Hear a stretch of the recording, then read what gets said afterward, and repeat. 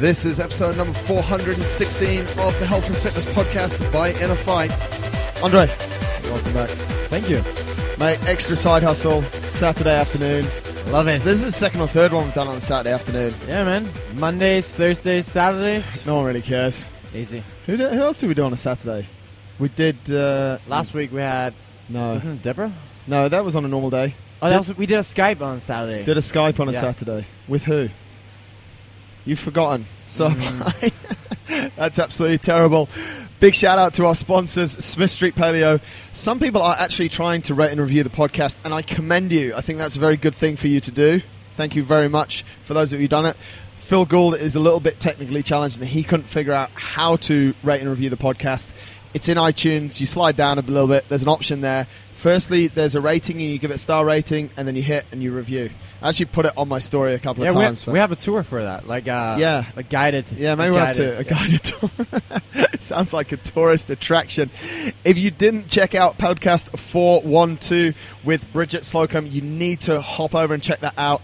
How wearing Lycra is somehow trendy. That was a super interesting one about cycling scene that's blowing up down in Australia and the Tour Down Under and amateur cycling, and actually how cycling's become quite trendy. So you need to get into that. Anyway, without further ado, we should really crack on. It is Saturday afternoon, and we are doubling down on our hustle this weekend, as is our guest, Tom Evans. Tom, welcome to the show. Hey, thanks very much. Thanks for having me. I'm talking about how we're working hard, but you've come all the way from the UK to be with us on the show. So, that's the only reason.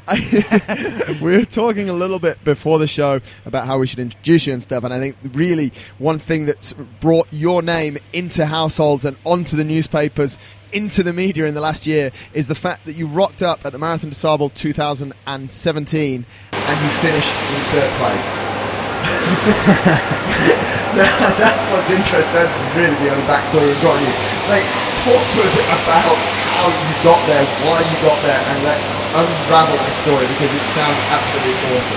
I mean, for the people who don't know that race, yes, you'll tell us all about it. It's 250 kilometers in the desert. Yeah, in the desert. 5 days. Yeah, 5 days to complete it. Sahara Desert, 5 days to complete it. Yeah, so actually they do a student stage at the end. Charity stage. It's good though, it's for UNICEF, so talk us through it. It's absolutely phenomenal what you achieved so far. Thanks very much. So the Marathon Des Sables for me was my first proper race. I signed up to it in 12 months before, in April 2016. Some mates had done it that year. In the pub with them, had a couple of beers, being a little bit competitive. I said, right, you guys did really well, finished in the top 300, but I reckon I can beat that. So signed up with a hangover next morning, and had never really done any proper running. I ran a little bit when I was at school, but nothing particularly seriously, but I've always been into endurance events. The first triathlon I did was an Ironman. Wait a second. First triathlon I did was an Ironman. Guys, Ironman, the race, is the hardest of the triathlon disciplines. Mate, that sounds like a story in itself. Talk us through that. So that was another sort of last minute thing. Signed up to Ironman Wales. That's one of the hillier ones in the UK, and got a place a couple of weeks before. I did one sea swim, 100-mile bike ride, and a 15-mile run as my training. When was this? Let's put some timelines in place. So this would have been summer 2013. Summer 13. Just completely unprepared. But, I mean, I've been in the British Army since May 2011. So the endurance training comes fairly naturally. And we end up doing quite a lot of endurance, but a lot of it's in the mind. One of the mantras that I believe in is you believe you can and you can't, you're probably right. And just having that positive mindset in whatever you're doing, whether it's doing in my military career, or it's doing endurance events, or it's doing day to day, plays a huge part. So going back to the MDS story, did ended up having a really busy year at work in 2016. So you're still in the military? Still in the military, Yeah. but in the process of becoming a full-time athlete. Whether Right. that's with the military or not, I should find out in the next couple of days.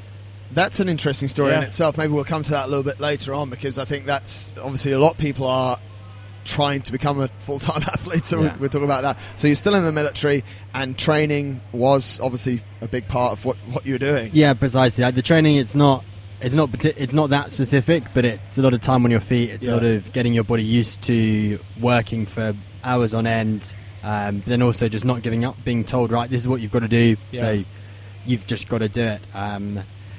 And so would fit training in wherever I can. Never had a training program really in the build-up. So if I had an hour, I'd train for an hour, and I'd just run as hard as I could for an hour. Really? No, nothing specific at all.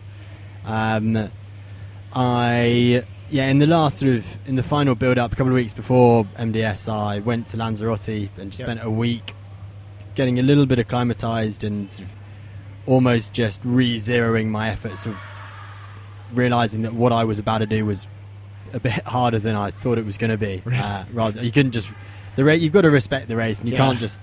I was I could have very easily just rocked up on the start line completely unprepared, not respecting the race. So we had to do some specific training.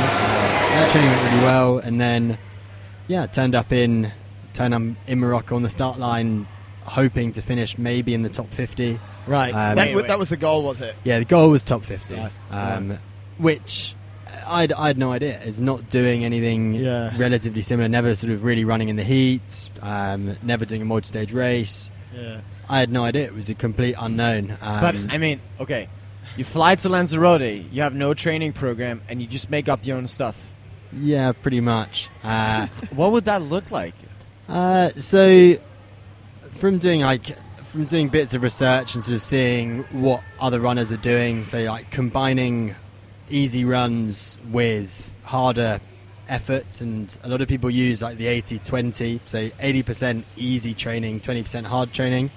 That's a really good way to look at it, like especially for endurance training, you can imagine. Yeah, it's just trying to simplify. There's so much stuff out there that people can overcomplicate it so much, and actually just feeling what's right for you. But having said that, is the training can be so different from person to person. What works for one person may not work for another person, depending on what baseline you've got, what background you've got, like how strong you are, and it really does vary. I came from a team sport background, played a lot of rugby, played a lot of hockey, and so I've always kept myself fit. So I had a pretty good baseline, and we've always trained, we've always gone to the gym, I've always understood programming. Subsequently gone on to work on my own programs, and the stuff that I'm doing at the moment is moulded by St Mary's University in the UK, but a lot of the time when I'm sort of away on training camp, I may not be in the facilities to do stuff that I think set by them, so you end up working on things that you know you need to work on, with bits of equipment that you may not be used to working with, so you end up doing a lot of your own program. So like self-awareness and just general like being creative with whatever you have. Yeah, precisely. I think being creative is huge. And a lot of people don't like running because they find running pretty boring. Running would be boring if you just ran around the same loop day in, day out. I definitely wouldn't keep doing that. So it's just trying to mix it up and make it as enjoyable, being as creative as possible, in order to achieve what you want to achieve. Do you think that's a big contributor to your success that you've had so far, mate, that you are probably a little bit just, okay, I'll go and train, I have this, you've got an 80-20 rule, you've got a couple of sort of bits of framework that you work within, but if the gym's not great, or if the track's not what it should be, you just kind of go out and get a good workout. Yeah, I think so. I think you've just got to be really adaptable and really flexible with your training. With ultra running and with endurance sports, there's not that. The science is growing behind it, but there's not. It's still pretty young, and there's still a serious lack of understanding. And one thing that you might read one day is on the internet is then completely contradicted the next day. So it's all about just enjoying it when you're out there. If you're not having a good time and you're not enjoying it, then I don't see there's being much point in actually doing it. No. So it's trying to find ways of mixing it up to make it as enjoyable as possible, which is key. It's something that I used back then. It's something that I continue to use now. Whether it's like yesterday when I was cool run around the Lions, went out to the palm, went to a couple of loops in the arena before the boats, just making it enjoyable. So getting slightly lost, but you're still having a good time. And, you just enjoy it. So with that mindset, you're on the way to Morocco. You want to be in the top 50. You haven't done any ultra before, especially not one in the middle of the Sahara Desert. What's really you seem very relaxed about everything, but there's a thought process going on in your head. What are you thinking about? Is there anxiety? What's going on? Yeah, I think it was a huge unknown to me. Like I'd done my research about the race and I knew how long the stages were going to be, and I knew like the race construct within reason, but there were so many external factors that I had absolutely no control over, and I knew that my training hadn't been great, but I spent quite a bit of time sort of sorting out my kit, sorting out my nutrition, something that I'm into with my nutrition, and I like controlling the controllables, the things that I can control. I like to have a good hand on them. For sure. But yeah, then there's so much. Take the Sahara Desert, you've got the terrain that you're running on, whether it's with sand or it's going up the Jebels or you're running up a wadi, and the heat, and it's not humid at all, it's just a really dry heat. It's super tough, and I had absolutely no idea how my body was really going to respond to it. So I'd got into the mindset that I was just going to take each day at a time, but then break each day down further into the checkpoint. So just run to the first checkpoint, and then run from the first checkpoint to the second checkpoint, and just make it really manageable. I think if you looked at a 12-week training program as a oneer, it would be really daunting and pretty difficult to do, and you wouldn't ever see yourself getting there. But take it one step at a time, one day at a time, and it's so much more achievable and so much more manageable. Absolutely. I actually went in with the same mindset, but apparently I wasn't in the same position as you were after. You finished the first day in 4th and the last day in 3rd, so it's kind of... But I think that's probably what people are, maybe the biggest mistake that people are making in a lot of goals that they're setting, is that they're going in, they're also doing a lot of reading, but then building up a lot of anxiety about it, because they just keep on saying, well, that might go wrong and that might go wrong. But it seems like you had a lot of solace in the fact that, okay, I've packed my bag properly, I've done a little bit of training, I'm here, let's see what happens. Yeah, exactly. And I think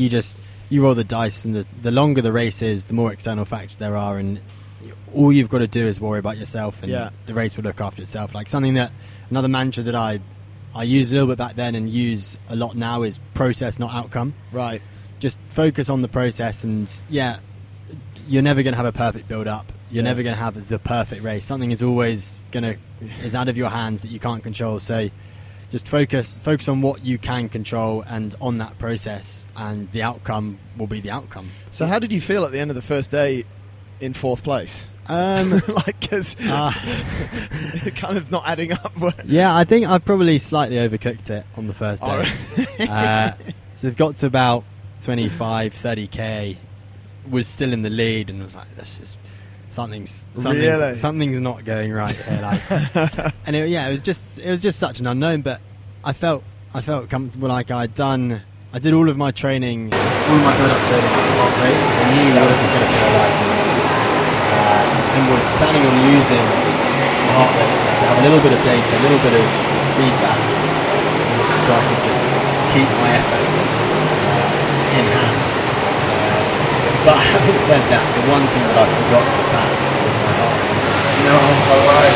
Yeah, so all those variables that you like to control. Yeah, I didn't control. No way. Yeah, so the intention was there, but so you're talking about heart rate monitor, how you're using that like to kind of track your pace.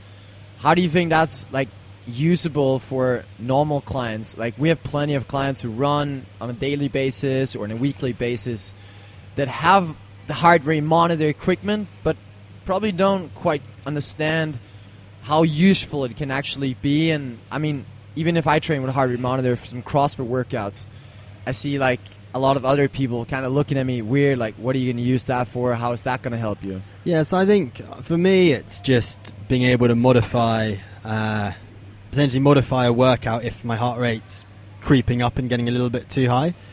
So I mainly just use it as not like a barrier, but it's just another variable that I can throw into the mix. Like if I'm feeling great and running well and I feel like it's easy but my heart rate's slightly higher, then I know I need to dial it down a little bit. But just going off heart rate alone It's not going to be it. Isn't the best idea. So like I like to use it on I use it mainly on my easier runs, just so I don't work too hard. Like you feel like you're going so slowly, and it's been really interesting out here in other races, like in Costa Rica.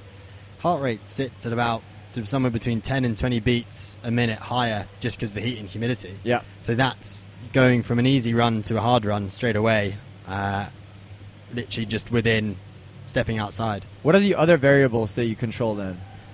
So like in that sense, like of pacing, and you can use heart rate as one. I guess you can use your just general self-awareness and feeling.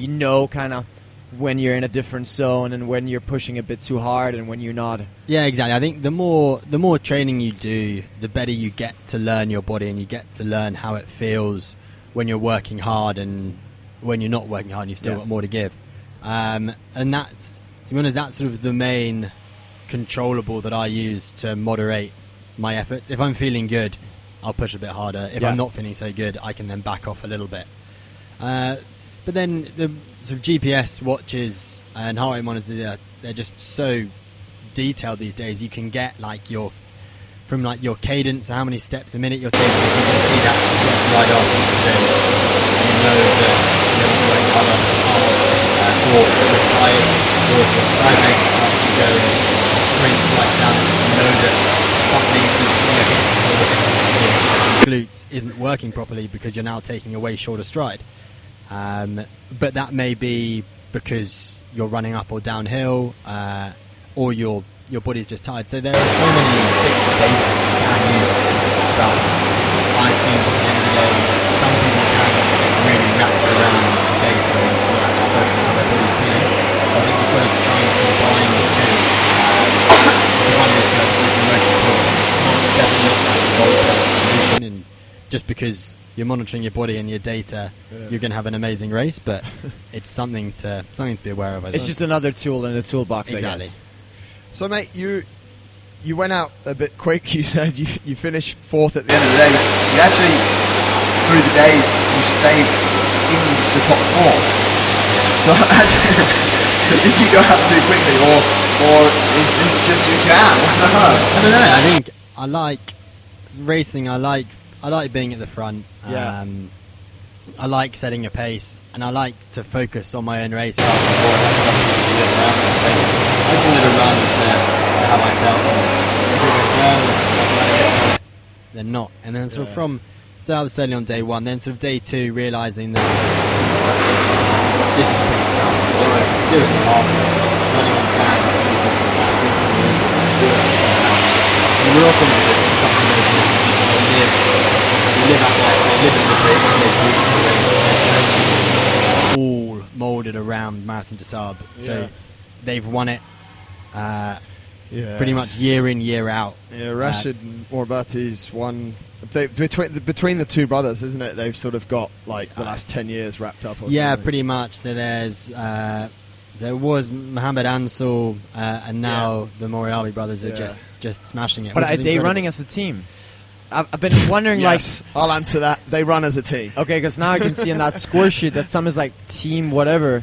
No. Is that like cycling sort of? No, like, can you but pace off each other? I'll let Tom answer that. He was so actually. Let me just jump in because it's the same question that related. You said you like to run your own race. But you're up close to these guys. I mean, on stage 4, you're only you're within 5 minutes of them. So how did that pan out? You like to run your own race. Did you just go out and run, and were you leading the race for a lot, or do they let you off and let them attack you? Or Yeah, they started out in 2 parts. First, the team was very I think really helps. To pace each other, and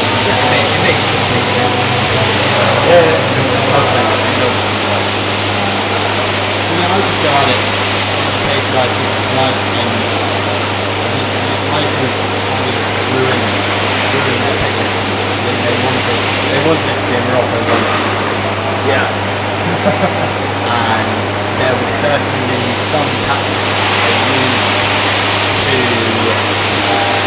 bait me into trying to get them to go faster. So they would send sort of almost like a sacrificial lamb out at the beginning to try and make me go faster, so I would then blow up. When did this start? On the second day? No, day 3. I think day 2 they just thought, well, by the end of day 1 they just thought, who is this guy? Who is this idiot? He's obviously just going to blow up. And then managed to put it together for day 2. And then I think after day 2, I think they realised that there was a little bit of a race on their hands. And because I was such an unknown, or even like all of the journalists and photographers out there were like, who is this bloke? Really? Why have we not heard of him? Which was great. And it was nice to be able to go into a race as a complete unknown. And still like now it's a little bit different and people know you when you're racing. But I've been doing this for less than a year. So it's still phenomenal.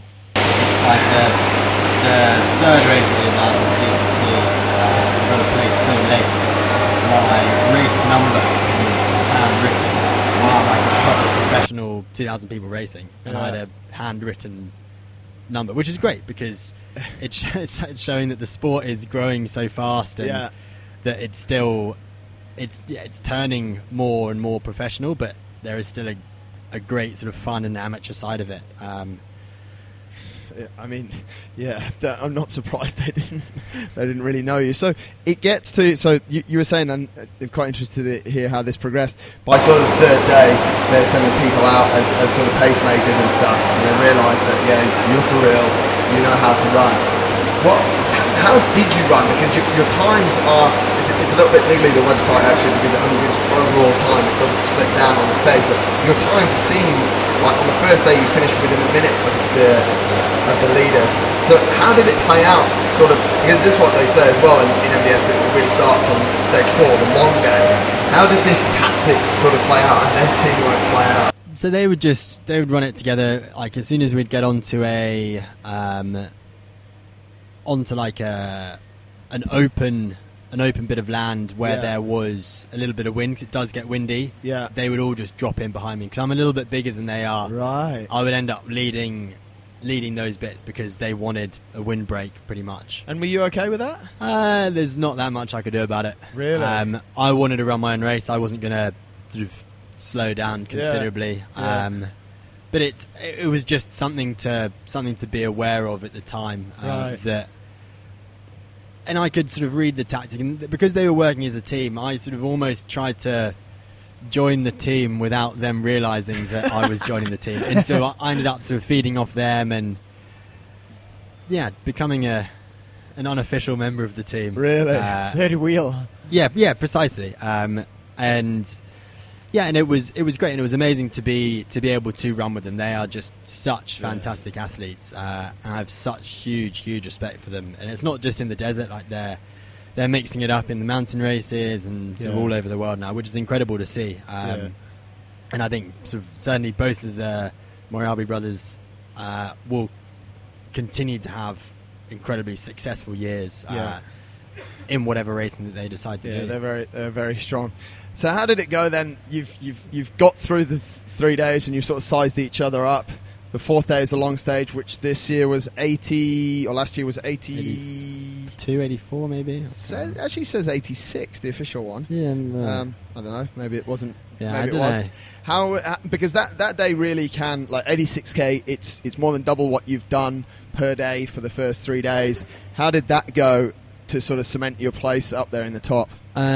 So going into it, it was also an unknown. It was 86k was going to be the furthest I'd ever run in a single stage. Yes, I just had no idea. I didn't know if my body was going to be able to deal with it. I'd never run that much in a week, but there's only one way to find out. So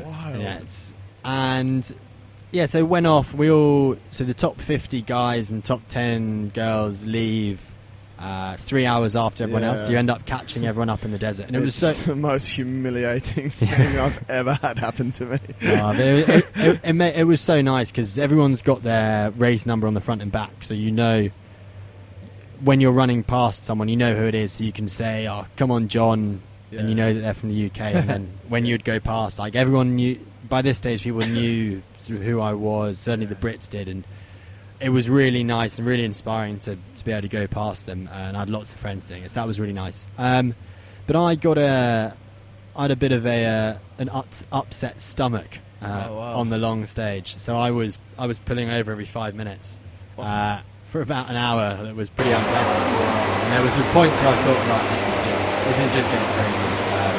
But then started being able to take a little bit of water on board, get a little bit of food, and managed to pack back. During the heat of the day, it was tough. And we were all certainly getting tired. But then as soon as when it started cooling down, that's really where the European athletes start getting a little bit of an advantage, because that's the temperature they're used to running in. Last 15k, as it started getting dark, it just really opened it up. And I think with about 5k to go, I split from Mohammed, Rashid who was ahead by this point. I split from Mohammed and to put a little bit of time on him, and ended up finishing second on that stage. Wow. Finished and felt pretty good as I finished, but then I ended up having all my bags checked after every stage, as I'm pretty sure that the organisers thought I was cheating, somehow.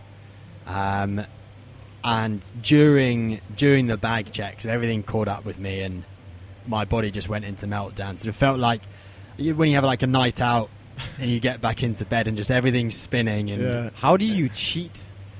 Not carrying the right amounts of kit, and to making your pack lighter. They have a checklist as well, mate. You have to have it's pretty X and Y on here. If you don't, it's actually funny. When I was there, the funniest thing, or what I found the funniest with that kit list is you had to have 200 euros, and they're like, why on earth would you want 200 euros? So the first stage time that I ran with, we didn't have the right medical certificate, and it's like, well, you can have an hour time penalty, or you can pay 50 euros or something. So I was like, so this is a little bit of fair enough. Yeah, so they do, and they actually still do like random bag checks on people to make sure that you've got. I think so. They do. They check at the beginning, and then I think they take a couple of random kit checks throughout the day. But then you see the same faces being kit checked day in, day out. And you were one of them. But that's just what you wanted after 86. Yeah, but I completely understand it. Of course. Who is this dude? He's just rocked up. He's doing reasonably well. And I had nothing to hide. So check my kit. That's absolutely fine. I'm just going to be slow in getting my stuff out. But yeah, finish that. And the nice thing about doing MDS, if you're fortunate enough to be able to do it quickly, is that after that long stage, you then pretty much have a day off. Yeah. So I ended up just sort of chilling out, getting my feet up, drying all my kit out, washed my socks, and just chilled out for a day and just waiting for tent mates and other mates to get in. That was really nice. And then everyone sort of wanted to know how you got on, and it was really cool experience. And then they hit you on the last day with a marathon. Yeah, and then they throw the marathon at you. And I was tired by this stage. I was really tired. Knew that Mohammed was sort of 5 or 6 minutes ahead, which equates to about 1 kilometre to 1.5 kilometres distance-wise. And then Abdulaziz, who was in 4th place, was 45 minutes behind me. So I knew by this stage it would be possible to get second, maybe, but it would have to go really well. And but who knew? But 3rd place, and SI had an absolute shocker, which you can still have. You can still sort of the hydration game, or if you sort of get ill or go over on your ankle, you have a pretty long day. So I just wanted to, sort of the last stage, I didn't really worry too much about racing, just really focused on myself, knowing that all I've got to do is to finish on the podium, which was way above the goals that I'd set, was just to keep the Almorion brothers inside, and then just make sure I was less than 45 minutes behind Abdulaziz. And yeah, it still is pretty surreal. Did they try and attack you on the last day? Not really. I think sort of by this stage I'd I'd earned their respect, Yeah. and they realised that right, he's had a good race. Let's just enjoy it as much as we can. We know pretty much that we've got 1 and 2, and I think had I gone off crazy fast, then there may have been a little bit of attacking, but I think at that stage there was no need to sort of drive the dagger deeper. It's just all about damage limitation. But the final stage was tough, and it got really hot. And it's still, you're like, oh, it's just the final day, but it's still a marathon. A marathon is a long old way, and certainly shouldn't be sort of taken for granted. A marathon is tough. Yeah, especially through that terrain as well. Yeah, precisely. And the heat. Yeah, and at the end you've already done sort of 180k that week. Marathon's not easy. So, mate, one thing that we need to jump into that you said, obviously, you've had quite a fast, what we really have to call a rise to fame. Like, you were a nobody, and then they were checking your bag every single day. You've now said that you're trying to move over to be a full-time athlete coming out of the military, or how does it all work? How's it been sponsor-wise? You're here with a Great Britain shirt on, obviously very proud of that as well. How's things progressed since the race for you? So initially pretty slow, and a lot of people asked after the race, imagine loads of sponsors coming to you. But after MDS, to be honest, I hardly had anything. Nothing that would have made a difference and allowed me to even start thinking about going full time. And at that stage, I hadn't even thought about going full time. How old are you? 26 now. So I've done a couple of other races since Marathon Des Sables. So did the Eiger, 101 kilometres, did CCC, and just got back from Costa Rica. All that went better than I could have expected, which is great. And after those performances, sponsors have started to get more and more interested, and I've now got a couple of great sponsors I work with. Tide, Hoka, for example, do some of my shoes and my clothing, and then Pacific Hydration that sort out all of my electrolytes. Where's Hoka from? Is it UK? No, it started as a European brand. It's big in America. It's starting to get more and more into the UK. It is growing in Europe. They're a relatively new brand. Not that well established. Did you run in their shoes? I ran in their shoes for MDS. So wore a couple of other shoes throughout the summer, but never found anything that I was 100% keen on. And then discovered a trainer called the Speedgoat 2. It's a Hoka shoe. And yeah, it was awesome, and haven't turned back since then. Wow, and that's very cool. It works for me, and what works for me doesn't work for other people. A lot of people see... they killed my feet. Yeah, a lot of people see them and think, I don't want to wear them, or they're not that comfortable. But 150 quid test drive, I wore them once. But it's like all sport and all training. It's no one size fits all. Absolutely. So I've been really lucky to work with them, and really looking forward to sort of continuing the future with them. And I've got sort of a couple of big sponsors who I'm talking to at the moment as I build up to the World Championships. And then, who knows? I think the fortunate thing with me at the moment is because I've still got that job security with the British Army. Yes. I can afford to be very picky with my sponsors and only work with sponsors if I really want to. Right. As I've got that financial security. How does it work with the military? With the British Army? Do you get like extended leave because you're performing at the top level, or? Up till a couple of weeks ago, no. But since I was selected to race for Great Britain in the Trail World Championships, the Army have said, right, do what you need to do in order to do as well as you possibly can. Right. So you said, I'm going to fly. Yeah, exactly. I've been raced in Costa Rica, had a couple of days off, and then trained in Mallorca for a week, Dubai for a week, and I'm off to Spain on Tuesday to go to the World Championships course, and spend a week on those trails before getting back to the UK. A week in the UK, do a race, do a little bit of work maybe, before then going up to altitude before the race starts. So how do you, sponsors wise, what are you actually looking for? Like, do you need a sponsor that's willing to come on and say, right, we'll pay you this much and use you in certain way, or how does it really work? Because ultra running as a sport, fortunately or unfortunately, is not the most publicized sport. So how does it work? How do you put it together? I think you're right saying that it's ultra running isn't a huge sport. It's one of the quickest growing sports, and so many people are doing it. People finish doing if someone decides to do a marathon, they either finish a marathon and they have one of three thoughts. Yeah. Firstly, I'm never doing that again. Yeah. Secondly, I want to do another marathon, but I want to do it faster. Yeah.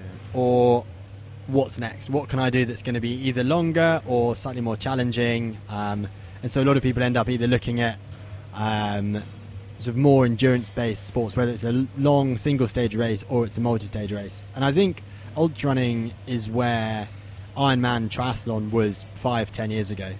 Still something that slightly older people do who aren't that quick anymore. And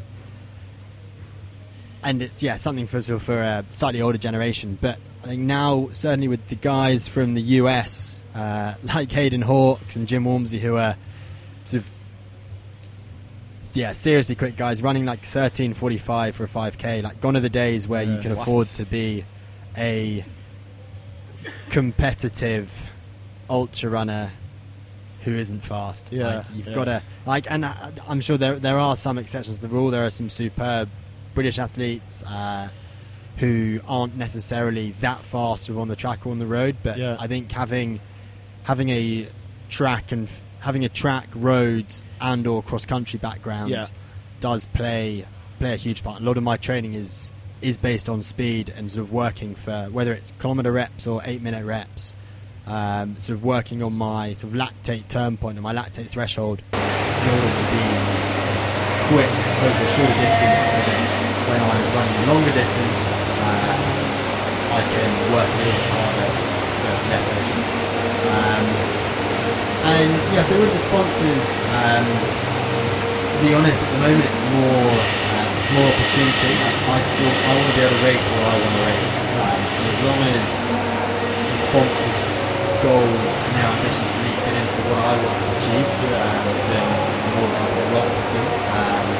And there are some superb brands out there who are really starting to invest in the sport, which is really exciting, and so hugely thankful for that. That allows me to be able to do what I want.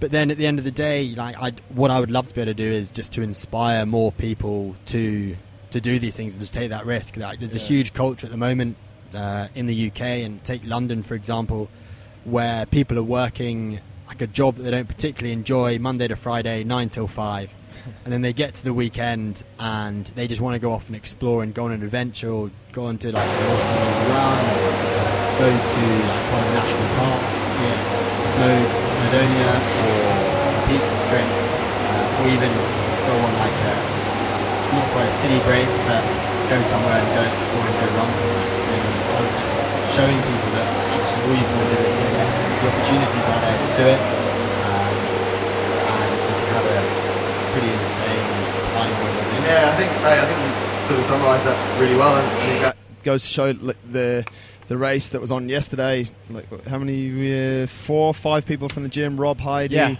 the 50k, 60. The other Heidi, her husband, and Joshy. Joshy, actually, we stitched him up. It's actually not too far different story from yours, mate. Rob was baiting him at the bar last Friday night, and he registered on the spot and got pulled off the course at 45k yesterday, which he messaged me absolutely gutted about. But I think that's one of the things, and I think I also love what you said, mate, that people are like, I'll either never do a marathon again, and actually the people that say that generally do another one, or let's do something longer. And I think one of the greatest things about ultra running is you're running in an environment that isn't just a concrete jungle, and it is just so incredible. And I mean, I saw it yesterday. We're at a point where they sort of came up a climb and the sun was just rising, and everyone literally just stops, find a GoPro out of the pocket, take some pictures, and that's something Marshall didn't, because he was trying to win and did win. But I was just checking, he actually came 30th as well in MDS, which was rare for a guy that lives here. Yeah. But I think it is a great way to enjoy something as well, isn't it? And build almost a holiday around around that. Yeah, I think so. And of the way that I describe it, it's not just a race itself. It's more of a journey. Whether you end up winning an ultra marathon or you end up just finishing it, depending on what your goals are. Yeah.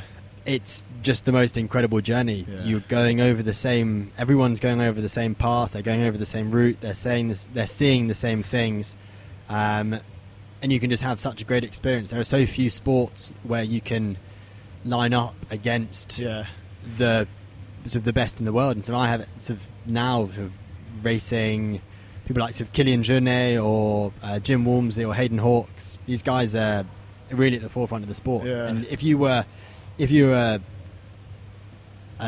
an amateur rugby player, you'd never line up against the All Blacks. Like it just wouldn't. And you'd be pretty glad about it. But you're sharing exactly the same experience with these guys that you're lining up. You're on the same start line. Everyone's sort of stopping for photos, and it's just the community is just great, and it makes me just want to do more and more. Yeah, and I think that's awesome, mate. A lot of what you've said as well. And one thing, like you're also going through the same emotions that everyone goes through. Yeah, exactly. You said it like in the heat of the day in the Sahara, it was super tough. You get back, they're going through your bag, and you feel like you've had a big night out. Okay, you've got back 6 hours, 8 hours, 10 hours before everyone else, but you still go through the same emotions, don't you? Oh yeah, it's people like see you running, they're like, it must be so easy. Like it's not. It's tough. It's seriously tough. Like doing like my training, I'm sort of doing somewhere between like 180 and 250k a week. That's week just in, week insane.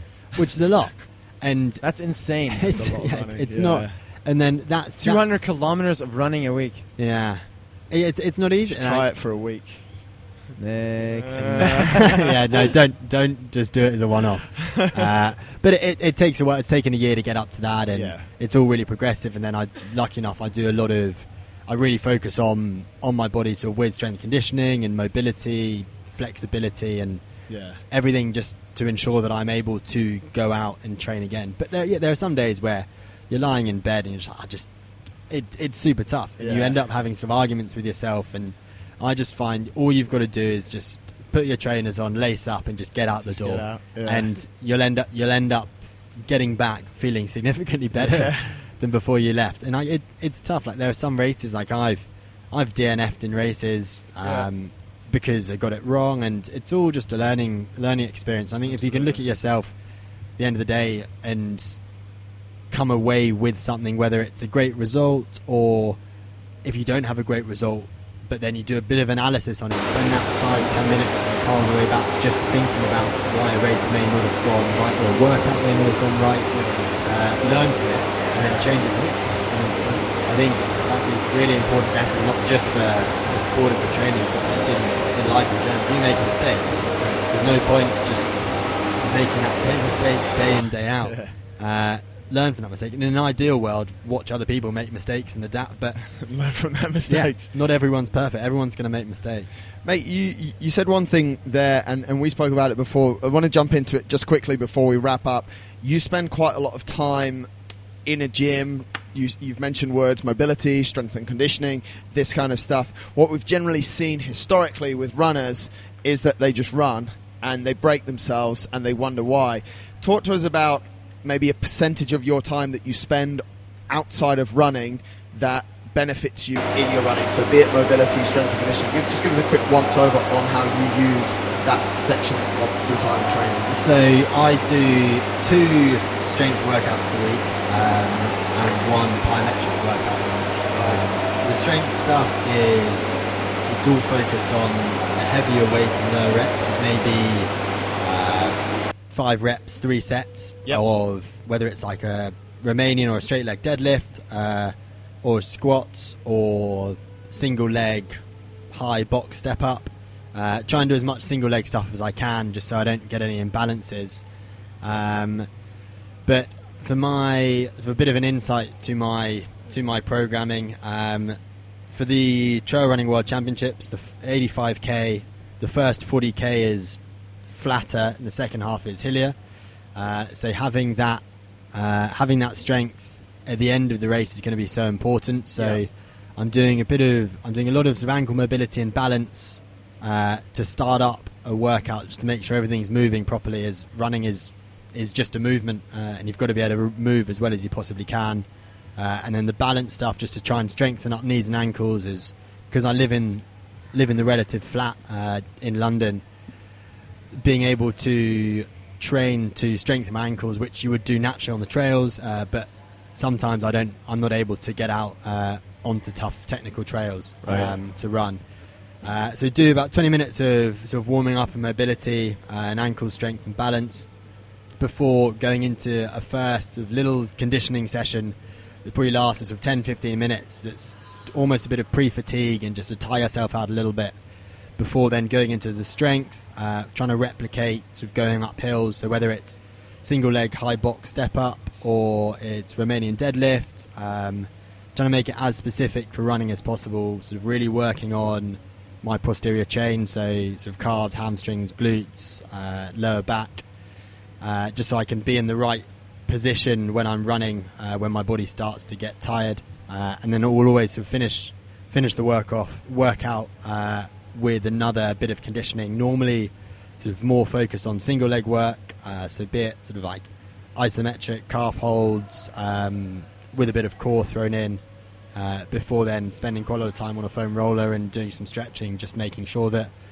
I'm ready to hit the next session. Man, it sounds like you prep properly. Yeah. And it sounds like that would be a really good takeaway for a lot of people running, like especially for some of our clients who don't come here anymore and have switched over to 100% running to still understand how important is this strength and conditioning and mobility is for you running, regardless of what you think. Yeah, I think if running is the main effort, then if you've got an hour, you're probably going to run rather than going to the gym. But I think if your goal is to be able to keep running, and you want to do it for a long time, it's all of that accessory work in the sidelines that people don't see. It's the work behind closed doors that you don't see, like staying up slightly later in the evening because you've gone out for a meal and you've got to do 45 minutes of foam rolling, or even if it's just like you finish a run and you're sitting in the back of the car and you just chuck some Compex on and to start that recovery process,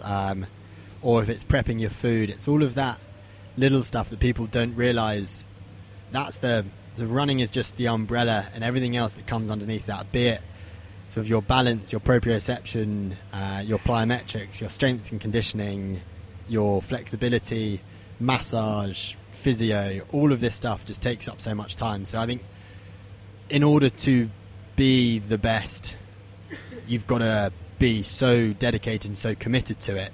And I think with the volume of training that an ultra runner does, I think, yes, it's not impossible to hold a full-time job and train, but I think if you want that longevity and to be able to do this I want to do this for my certainly my foreseeable future, then it just makes more sense being full-time, so you have that time to recover. If you're not allowing yourself to recover, you're never going to improve. Love that, man. That's some really, really good tips. We always finish off the podcast with one question, and it's, if you have one piece of advice that you've been given or learned throughout your life, what would that be? So I think I'd refer back to my mantra at the moment, which is process, not outcome. Once you've come up with a goal that you want to achieve, whether it's a running or it's in the gym, you want to get a PR on your squat or whatever, it's great that you've come up with that goal. Now let's park that goal and let's work on the process. What can we do each day in order to get one step closer to that goal? Yeah. Really focus on that process. Break all your training down, one session at a time, one set at a time, one rep at a time, and then that goal, that outcome will just be one step closer at the end of every day. Great, man. Awesome. I love that. Mate, thank you so much for your time. Taking time out. At least you got to train whilst you're here and you got to enjoy some Middle Eastern food. So, mate, congratulations once again, and we'll be watching you. All the very best, mate, for the coming year, and maybe we'll get you on in 6 months, 8 months and see where you're at. Awesome. Thanks very much. Thank you so much. Thanks a lot, and all the very best. Thanks, mate. guys. Cheers. Take care. Cheers.